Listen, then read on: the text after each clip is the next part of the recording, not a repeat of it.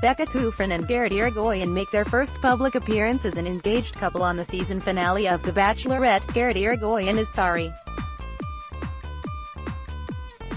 The Bachelorette winner and now fiancé to Becca Kufrin didn't mean to hurt anyone's feelings when he liked a number of bigoted memes on Instagram before filming of the show began, memes that targeted feminists, transgender people, undocumented immigrants and the Parkland school shooting survivors. He's sorry and Becca knows he's sorry and they want the rest of us, the 6.7 million people who tuned into the season 14 finale of The Bachelorette on Monday night, to accept that he's sorry as well. After HuffPost reported on Garrett's questionable social media history in May, there was a round of criticism of the show's social media screening policy, the substance of the Instagram posts and Garrett himself. Within days, he put out an apology saying, "I never realized the power behind a mindless double tap on Instagram and how it bears so much weight on people's lives. I did not mean harm by any of it." And yet that apology, while welcome, did little to convince concerned viewers that Garrett had educated himself on anything other than dealing with public outrage. Perhaps, if he made it to the end, more would be said? On Monday night, we got the answer to that question. Garrett won Becca's heart and, subsequently, a chance to make amends with viewers during the After the Final Rose segment. Instead of adding much of anything to what he had already said, Garrett doubled down, again offering the bare minimum of an apology without acknowledging the larger context of his likes, grappling specifically with any of the views he expressed or being transparent about where he stands on those issues today. "I didn't realize the effect behind a double tap or a like on Instagram, so I put out an apology," he reiterated. "I didn't mean to offend anybody.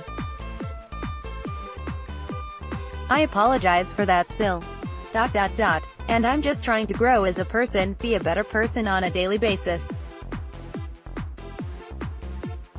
Because I feel like, when I was liking things, it was going against what she stands for, and it made it really hard on us as a couple. But," he said, "we got through together and we're growing, we are progressing and we are moving forward, like a pro athlete who's returned to top form after the rape investigation has been dropped." Garrett was framed as a comeback kid. His relationship with Becca is stronger than ever thanks to the challenge, or hurdle, of coping with the consequences of his bigotry. Becca said as much, quite explicitly.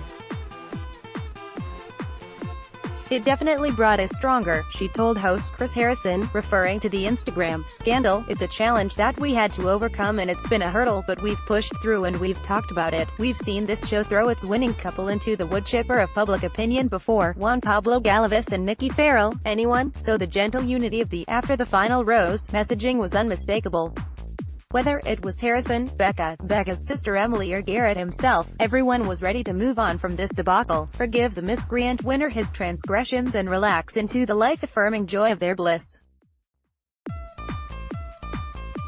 Becca and Garrett kissed during the final rose ceremony in the Maldives.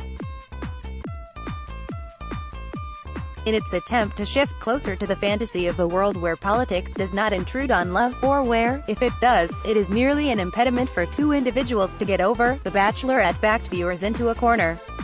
Either we could choose to accept Garrett's rehearsed, half-assed apology and just be happy for Becca, whom we had grown to adore, or we could be the overly sensitive shrews who couldn't just get over political disagreements and had to poo-poo the happiness of two individuals who are madly in love.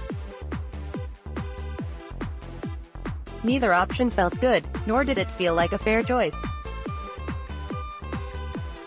The show created a scenario in which we were left debating whether or not Garrett is good. It reframed a debate about the real-world impact of an extremist political ideology, one that feeds into trans women being murdered and immigrant children being held in fenced cages, into some minor personal differences. The specifics of his offenses were erased in favor of vague, sanitized generalities. "A double tap on Instagram," he said, but a double tap on what posts he did not explain. He and Becca assured us that he is a good person. He didn't try to throw any refugee children over a wall right before our eyes. Case closed. By the show's logic, Garrett loves his new fiancée and is nice, so his disturbing social media history should be seen as just a weird outlier, a past blip that doesn't indicate his true character. We should forgive him, at least if we truly believe in love. The Bachelorette, as they even gave him and Becca a nice minivan. One could feel a palpable exhale of relief as the show steered away from Garrett's Instagram likes to discussion of the couple's plans, moving to LA, getting corgis. Now the show was back on terra firma. The Bachelor franchise has always studiously avoided politics, and anything that could smack thereof. The show's ongoing narrative has political resonances, of course, from the whiteness of the casting to the heteronormative vision of love and marriage. The most political thing about the show, however, might be its refusal to acknowledge politics. Nothing could more clearly indicate political and social privilege than the ability of so many contestants and viewers to pretend that political realities can be neatly separated from love and dating, or that they can be excised from one's life for a few months of filming. But it's not that simple. Some political beliefs can suggest personal callousness toward vulnerable people, even as they more broadly fuel policy choices and a cultural climate that puts others at risk of marginalization and even violence. By pretending that deep ideological and experiential chasms in America don't exist, the show has long courted a rather homogeneous, if still politically divided, viewership, mostly white, generally well-off and educated, mostly women, both Republicans and Democrats. Despite the show's deeply traditional archetypes, left-wing women gravitated to it. We even started a podcast, Here to Make Friends, dedicated to recapping the show with feminist flair. The Bachelor was the pop culture equivalent of Thanksgiving at a white family's table, pre-Trump. We knew some of our faves from the show were voting for anti-abortion candidates at the polls, but we could ignore it for the sake of enjoying our mashed potatoes and Neil Lane diamonds. Now, much like many a post-Trump Thanksgiving table, Bachelor Nation is riven by its previously submerged political divides. The demographic that populates and watches the show, college-educated white women, has been politicized to a striking degree by Donald Trump's presidency.